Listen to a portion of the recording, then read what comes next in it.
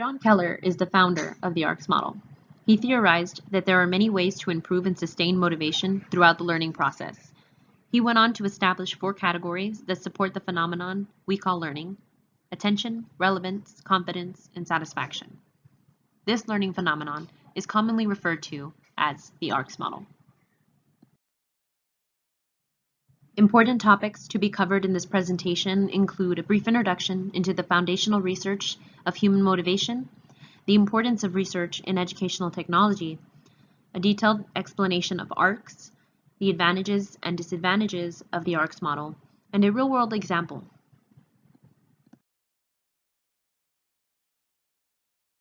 Human motivation was first developed by David McClelland, which was built on his work from his 1961 book called The Achieving Society. In this book, McClelland discussed and identified 3 motivators that he believed we all had, which are the need to achieve, the need for affiliation, and a need of power.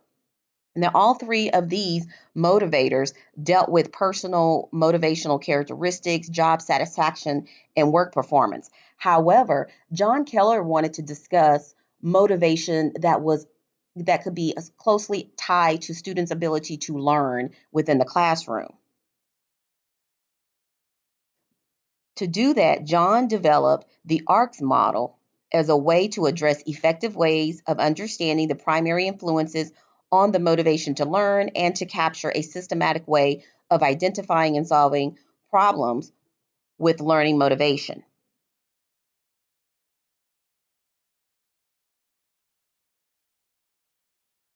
Motivation is generally considered to be unpredictable and unchangeable based on influences that are out of our control.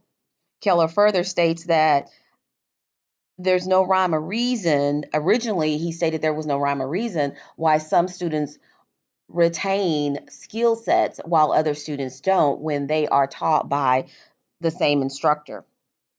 In Keller's 1987 book, teachers stated that they indicated that students' intuition and native talent must be the leading factor when it comes to inspiring interest in school subjects.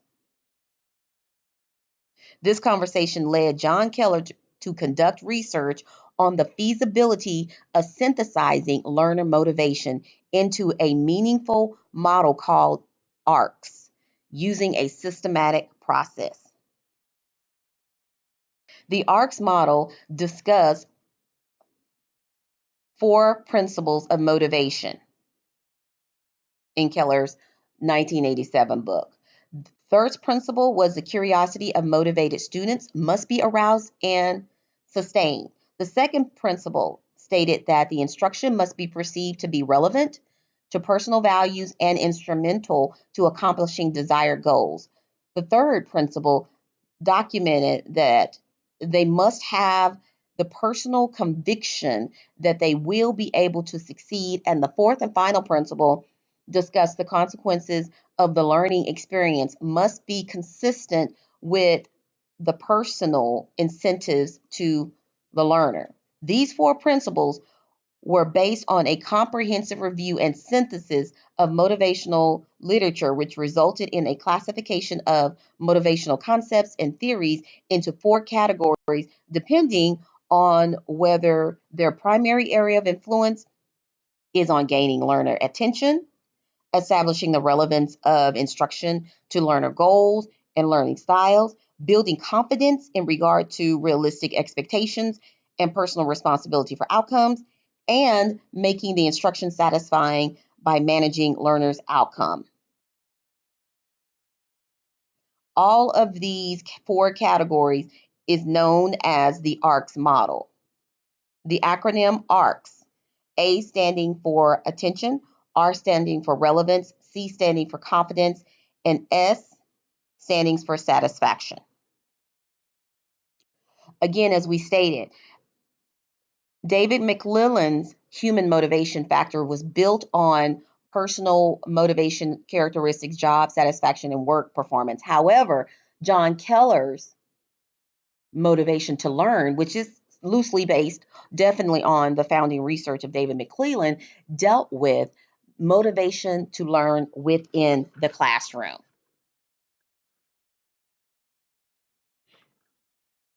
The motivation to learn is endorsed by the first category when a learner's curiosity is aroused due to the gap or the perceived gap in current knowledge.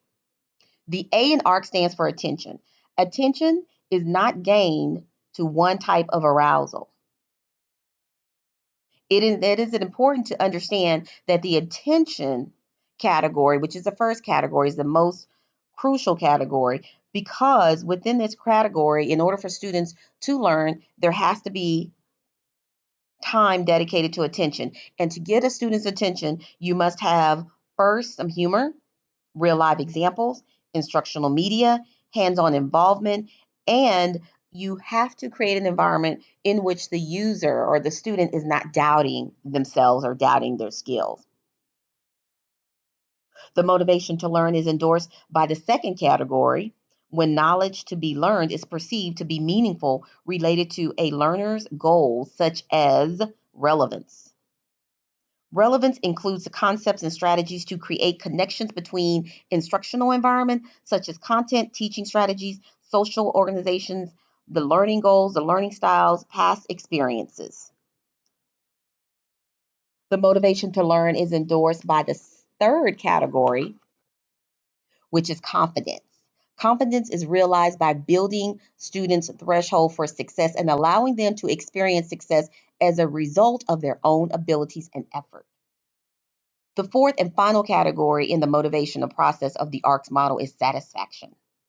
Satisfaction helps to develop continuous motivation to learn by leaving learners with a sense of fulfillment towards their learning experiences. All four of these categories are within the principles of motivating a student to learn. It is important to understand that while each branch in the ARCS model is significant, attention is the most crucial. A student is going to choose what and when they want to learn. And in order to grab that learner's attention, certain measures must be taken into account. The ARCS category attention is not constrained to one type of arousal. There's perceptual and inquiry. Without the proper considerations to attention, learning would not occur because the learners are, figuratively speaking, absent. We have listed some techniques here that we can use, and Katrieva already mentioned that the use of humor is beneficial. We can use real-world examples, instructional media, hands-on involvement, and placing doubt within a learner's preconceived ideas and concepts. The second ARCS category of relevance includes concepts and strategies that create connections between the instructional environment, such as content, teaching strategies, social organization, the learner's goals, learning styles, and past experiences. In this category, learners' goals are required to pass a course or to be eligible for an opportunity. But strong ties to motivation can be attributed to self-determination and having a freedom of choice be associated with projects of interest. Other concepts linked to relevance are one's need for achievement, affiliation, power, and competence. The third ARCS category of confidence includes students' feelings of personal control and expectancy for success. It is important that the learner feels confident in their ability to succeed. Confidence is realized by building a threshold for success and allowing them to experience success as a result of their own abilities and efforts. There are three subcomponents of confidence according to Keller, which are learning requirements, success opportunities, and personal control. Learning requirements pertains to if the learners know what is to be expected and that they have a sense of how they will perform. Doing so can help instill confidence. The next one, success opportunities, allow for success that is meaningful to the student. The level of challenge should be set low enough where they can succeed, but at the same time be meaningful enough where the student feels accomplished. Frequent feedback should also be given. Lastly, perception of personal control of being able to succeed provides confidence to the students. Confident people tend to enjoy learning and believe that they can reach their goals on their own accord. Success achievement, however, is not viewed as good luck and it will not increase students' confidence. The fourth and final category in the motivation process for the ARCS model is satisfaction. It emphasizes on the feeling of being satisfied after a learning experience. while the other categories pertain to establishing a student's motivation to learn. Satisfaction helps to develop continuous motivation to learn by leaving students with a sense of fulfillment towards their learning experiences. There are three subcomponents associated with satisfaction. The first one, being natural consequences, is seen when the student feels satisfied on being able to stand or perform a task that they were not able to do before. It can be seen when the student receives genuine praise for the performance and work. However, when students are not intrinsically motivated, incentives in the form of awards, monetary bonuses, trophies, and special privileges can be used to stimulate, shape, and maintain behavior. This is a form of positive consequences. The final subcomponent associated with satisfaction is equity. It is perceived when outcomes are consistently commemorated with accomplishments.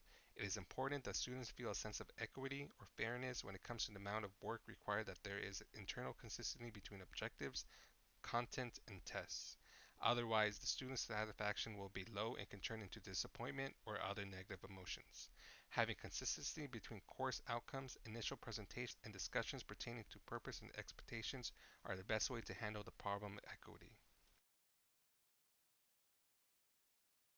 But we cannot be remiss to discuss the ARCS model without discussing the role of research in educational technology, because John Keller was able to develop the systematic way of producing an effective learning model to stimulate students' interest and stimulate their motivation to learn because of research in educational technology.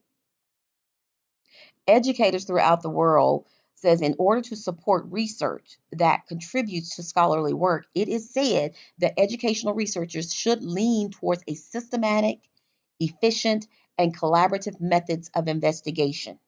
This can only happen when we begin to value the framework presented before us in educational technology. These roles must happen in our schools and our university. The purpose of the educational institution, the meaning of research. We have to look at all of these things, look at the previous research and scholarly work out there, and associate that to what's going on in the classroom and, more importantly, in educational technology. The ARCS model is beneficial for students when it comes to personalizing the learning experience and engaging learners. When attention is paid to a student's interest and later incorporated into the classroom, a student will not have to be constantly pestered to actively participate. He or she will want to. In addition, accurate and detailed feedback for learners will improve student achievement, self-esteem, and intrinsic motivation. By taking the aforementioned factors into account, a learner can be successful and learn to enjoy learning. However, it is easier said than done. This model is not free of its limitations. In fact, making the content relevant to students is time-consuming. An approach such as this is more involved than the overused classroom methods of workbook activities. Teachers who believe that students are set in their learning habits or have a fixed mindset will not waste their valuable planning periods on students that do not want to learn. As for feedback, the forms of assessment must be altered to get a real sense of where students are in their learning and misconceptions. An established gauge for assessing learners does not exist. Therefore, new forms of assessment will have to be tested and implemented to ensure students are provided with feedback that will lead them to success. So, here are a few key points. The ARCS model was developed by John Keller as a way to effectively integrate human motivation and motivational design. The model consists of 4 principles that help refine each category. The 4 categories are attention, relevance, confidence, and satisfaction. The ARCS model will help improve student achievement, self-esteem, and intrinsic motivation. When implemented, the learner will have a greater experience in class and as a result will enjoy learning. However, a lot of time is consumed when making content relative to the learners. Assessments also have to be altered to the student's needs. In conclusion, despite the amount of time and dedication needed to implement the ARCS model in the classroom, it will be beneficial for the student as they would be engaged in their own learning.